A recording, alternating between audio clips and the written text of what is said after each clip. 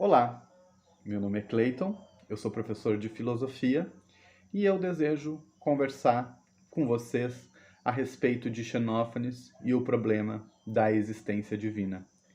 Xenófanes é um filósofo que tem uma fama que ultrapassa séculos, né? Por mais que alguns questionem o lugar de Xenófanes na história da filosofia, pensando que ele consta nessa história por engano, e que outros digam que Xenófanes pode ser pensado como o fundador daquilo que vem a ser conhecido como o iluminismo europeu, uma coisa que persiste ao longo do tempo nessa fama é a atribuição a Xenófanes de ser considerado o pai de diferentes disciplinas, né? Xenófanes costuma ser identificado como sendo o fundador da ética, o fundador da epistemologia, da filosofia da religião, da política, da geologia, da meteorologia e até mesmo da história, né? Ele costuma ser apontado como sendo um dos fundadores. Isso tudo é muito discutível, né? Agora, se tem uma coisa que não é discutível no pensamento do Xenófanes, é o fato de que ele fez uma crítica ao caráter antropomórfico dos deuses e o fato de ter pensado pela primeira vez a ideia de um único Deus desde uma perspectiva filosófica. Esses dois pontos talvez sejam indiscutíveis, né, no que se refere ao estabelecimento da importância do Xenófanes para a história do pensamento. Então, quando eu falo que pretendo conversar com vocês a respeito do problema da existência divina na filosofia do Xenófanes, o que eu quero dizer com isso é que nós vamos pensar tanto a respeito da crítica ao caráter antropomórfico dos deuses, quanto a respeito da ideia de Deus que é construída por Xenófanes, com uma base não mais antropomórfica, mas com uma tentativa de exercitar a razão no sentido de pensar o princípio, no sentido de pensar a ideia de um único Deus. Então eu procurei fazer essa apresentação dividindo ela em alguns momentos. No primeiro momento eu pretendo tratar da perspectiva naturalista que o Xenófanes produz. No segundo momento eu procuro pensar a respeito do caráter antropomórfico. E num terceiro, da crítica que ele faz às mitologias. E num terceiro momento eu vou procurar caracterizar o que o Xenófanes entende por Deus. Essas coisas estão sendo apresentadas, serão apresentadas aqui separadamente, mas importa observar que elas funcionam em conjunto no interior dessa filosofia. Então é difícil dizer o que vem primeiro e o que vem depois. Se vem primeiro essa ideia de um único Deus ou a crítica ao caráter antropomórfico dos deuses. A minha impressão é de que essas coisas caminham juntas, ok? Então, vamos começar. A perspectiva naturalista de Xenófanes, que é partilhada também por outros filósofos ditos pré-socráticos, se deixa sentir de maneira muito forte em dois fragmentos que eu gostaria de ler para vocês para que a gente pudesse conversar um pouquinho a respeito deles. O primeiro fragmento é o fragmento de número 30. Nesse fragmento, nós podemos ler Xenófanes dizendo o seguinte: o mar é fonte de água, é fonte do vento, pois, nas nuvens, não haveria a força do vento que sopra para fora, sem o grande mar, nem as correntes dos rios, nem a água chuvosa do éter. É o grande mar que engendra as nuvens, ventos e rios.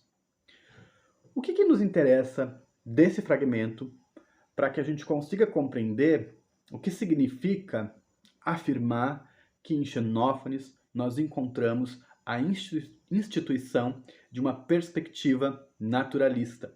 Não por acaso, os filósofos pré-socráticos também são chamados de filósofos da physis, ou filósofos da natureza.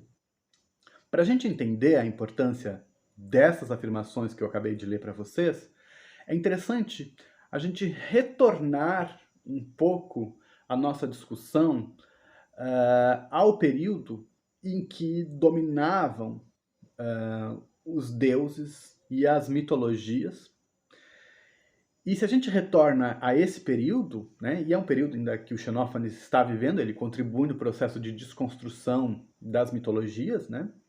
Mas se a gente se atentar, por exemplo, para os poemas de Hesíodo ou Homero, a gente vai perceber o quê?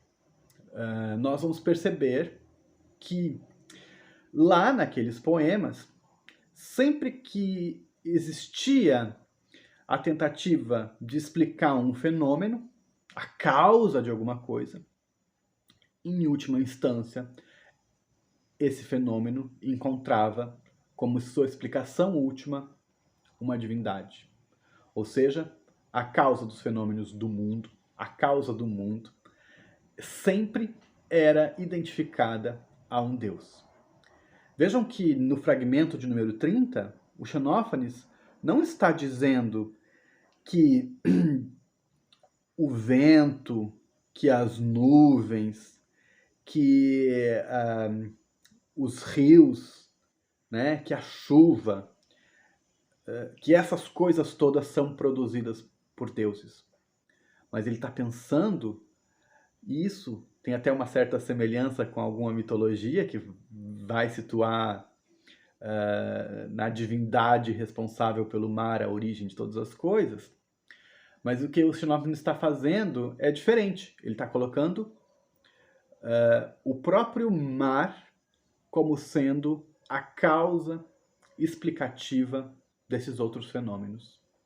E ele está estabelecendo relações de causa e efeito entre os elementos ditos naturais. Então, o mar é fonte da água, é fonte do vento, pois nas nuvens não haveria a força do vento que sopra para fora sem o grande mar. Ou seja, o vento é produzido pelo mar. Essa explicação ela é estapafúrdia do ponto de vista daquilo que ela sustenta. Não é assim que cientificamente nós explicamos as coisas hoje em dia, né? Acreditando que o mar é a origem do vento. Mas o que ela tem de interessante e importante para nós é que é um tipo de pensamento que estabelece relações entre fenômenos naturais e pensa a partir dessas relações entre estes fenômenos sem recorrer ao plano divino como fundamento de sua explicação. Um outro fragmento que é interessante observar e que vai nesse mesmo sentido de nos mostrar esse naturalismo do Xenófanes, essa perspectiva naturalista, né, como eu já disse, comum aos filósofos da física, é o fragmento de número 32. Eu gosto muito desse fragmento. Nesse fragmento, o Xenófanes nos diz o quê? Diz o seguinte: a quem chamam íris, por sua natureza, também é nuvem púrpura, rubra e esverdeada aos nossos olhos. Íris, na Grécia Antiga, é uma divindade. Vai aparecer, por exemplo, lá na Teogonia do Hesíodo, né? Que apresenta a genealogia de Íris. E essa Íris, que é uma divindade, ela costuma ser identificada com o arco-íris. Então, quando Xenófanes escreve a quem chamam íris, por sua natureza também é nuvem púrpura e rubra e esverdeada aos nossos olhos, o que o Xenófanes está nos dizendo, em outras palavras, é o seguinte: diante deste fenômeno que aparece em dias de chuva com sol e que os gregos chamam de Íris, pensando na deusa Íris, eu, Xenófanes, chamo de nuvem púrpura, rubra e esverdeada. Aquilo que aos olhos dos gregos é uma divindade, aos olhos de Xenófanes é um fenômeno natural.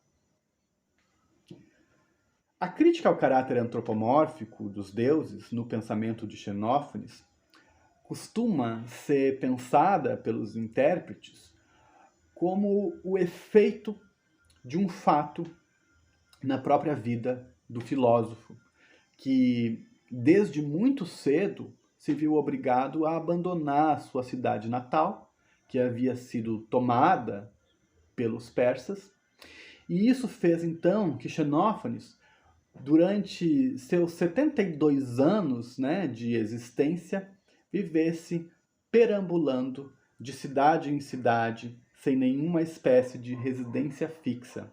Como um andarilho, ele percorreu diferentes cidades: Sancla, Sicília, Catânia, Eleia.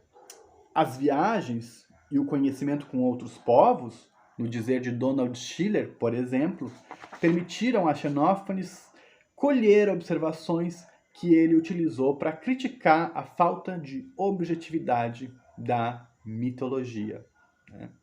Ele vai dizer para a gente, por exemplo, no fragmento de número 15, o seguinte. Vamos começar agora a entender o que é essa crítica ao caráter antropomórfico dos deuses. Nos diz os Xenófanes, então, no fragmento de número 15. Mas, se mãos tivessem os bois, os cavalos e os leões, e pudessem com as mãos desenhar e criar obras, como os homens, os cavalos semelhante aos cavalos, os bois semelhante aos bois, desenhariam as formas dos deuses, e os seus corpos fariam, tais quais eles próprios têm. Esse fragmento de número 15, se comparado a um fragmento de número 14, nos permite uma melhor compreensão do sentido da crítica. O que o Xenófanes nos diz no fragmento de número 14? Mas os mortais acreditam que os deuses são gerados, que como eles se vestem e têm corpo e voz. Bom, então, tendo em vista esses dois fragmentos, o de número 15 e o de número 14, nós podemos perceber onde que está essa crítica ao caráter antropomórfico na filosofia de Xenófanes, né? Essa crítica, ela está no seguinte sentido, né? Os homens acreditam que Deus tem corpo, tem voz e se veste igual a eles. Bom, o questionamento dessa crença pode ser percebido se a gente olhar para o fragmento de número 15 e ver que o Xenófanes está afirmando que, do mesmo modo como os homens pensam que os deuses são a sua imagem e semelhança, se os outros animais tivessem a possibilidade de se expressar tal qual os homens, nós perceberíamos que, do mesmo modo como os homens, os animais projetam no plano do divino a sua corporalidade, o seu comportamento, né? Ou seja, os deuses dos bois teriam cara de boi, mugiriam como bois. Então isso nos fala de um limite da nossa visão em relação ao que sejam os deuses.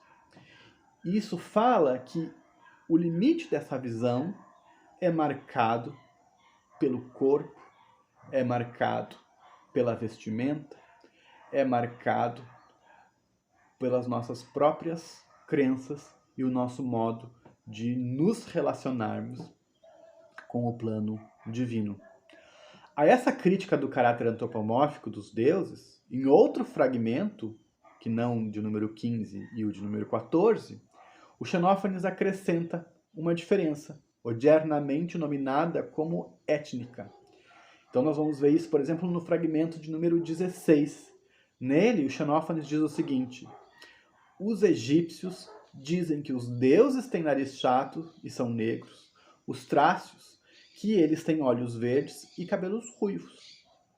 A leitura que resulta do primeiro poema nos mostra que os homens, em relação aos deuses, fazem da sua própria natureza o limite do saber sobre os deuses.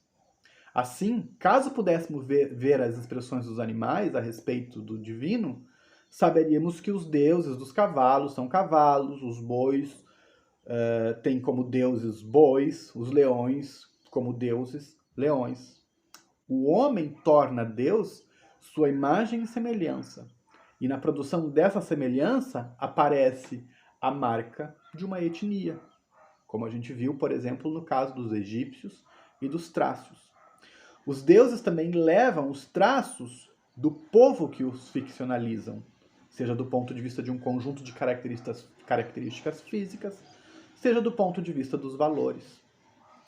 Homero está sempre sob mira de Xenófanes. Os deuses cantados por ele e por Hesíodo, conforme o filósofo, do ponto de vista dos valores, merecem repulsa e censura, pois cometem atos ímpios como roubar, cometer adultério e fraude mútua, afastando-se assim criticamente do modelo homérico de virtude expresso na figura do guerreiro forte. O filósofo valoriza, em detrimento, desses deuses homéricos e hesíodicos, o Xenófanes vai valorizar o quê? A sabedoria. Para ele, preferir a força à sabedoria é injusto. E nos mitos de Homero, a força, o guerreiro, é apresentado como sendo uma espécie de dever ser, para o povo grego. Para o Xenófanes, não. Para o Xenófanes, valorizar a força física em detrimento da sabedoria é uma injustiça, pois só a sabedoria pode contribuir de fato para a vida da cidade, para que a cidade fique em maior ordem. Só a sabedoria é capaz de encher os celeiros da cidade. Só a sabedoria é capaz de contribuir com a totalidade das pessoas que habitam um território. Os versos de Xenófanes revelam, portanto, a necessidade da criação de novos valores em relação aos deuses, novos valores em relação à terra, novos valores em relação aos homens. Assim, se desenha uma nova areté, uma nova virtude, que vai, inclusive, implicar numa nova maneira de beber vinho. Xenófanes talvez seja o primeiro a nos ensinar como beber com sabedoria. E esse é um importante elemento da sua paideia. Dioniso, no pensamento de Xenófanes, embora ele não fale nesse deus, nós estamos falando aqui livremente, Dioniso, que é o deus do vinho, no caso do Xenófanes, perde a sua força, a força do vinho, e que pode pôr à prova a forma da nossa sabedoria. Então, Xenófanes, eu digo sempre que é o primeiro a beber vinho sem a interferência do plano divino. Bom, nós já vimos que no pensamento de Xenófanes, Deus não tem um corpo semelhante ao corpo dos homens, Deus não tem uma voz semelhante à voz semelhante dos homens, Deus não tem uma vestimenta semelhante à vestimenta dos homens, portanto ele não tem boca para beber, nariz para cheirar. Xenófanes é considerado como o primeiro a conceber a unidade como princípio. Para ele, há somente um único Deus, e este nada tem de semelhante aos homens, nem no corpo, nem no pensamento. Todo inteiro vê, ouve e pensa. Sem esforço, ele tudo agita com a força do seu pensamento. Sempre permanece no mesmo lugar sem nada mover, e não lhe convém ir ora para lá, ora para cá. Esse entendimento do divino produz a ideia de que Deus não interfere no plano humano, ao menos não no sentido tradicional em que os deuses se relacionam afetivamente com os homens. Essa visão de Deus como todo, inteiro, único, coaduna-se com uma filosofia que procura, na imanência da natureza, os seus próprios princípios. Pois tudo vem da terra e na terra tudo termina, nos diz Xenófanes. O limite superior da terra é visto aos nossos pés em contato com o ar.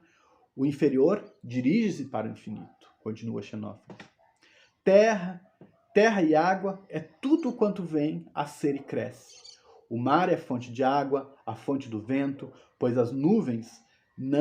sem as nuvens não haveria Desculpem. O mar é fonte de água, é fonte de terra, pois nas nuvens não haveria a força do vento que sopra para fora sem o grande mar, nem as correntes dos rios, nem a água chuvosa do éter. É o grande mar que engendra as nuvens, ventos e rios. Nesse sentido, nós poderíamos pensar que o vinho, do mesmo modo que a água fresca que é oferecida no banquete, é engendrado num processo de produção, seja do ponto de vista da bebida ou do efeito produzido por ela, que escapa à ideia de intervenção dos deuses. O vinho, nesse plano de pensamento, torna-se um produto humano resultante de uma ação humana. Então a gente vê que em Xenófanes há a instituição de um ponto de vista naturalista a respeito de todas as coisas. E esse ponto de vista naturalista a respeito de todas as coisas exige de nós que olhemos para a natureza, não mais enxergando nela um conjunto de divindades, mas fenômenos naturais. Essa perspectiva naturalista exige que a gente procure pensar o princípio do universo, a arqué, o princípio originário de todas as coisas, não mais num plano imaginativo que apresenta essas variações culturais. Por exemplo, nós vimos que para os egípcios os deuses têm características de egípcios. Nós vimos que para os trácios eles têm características desse povo.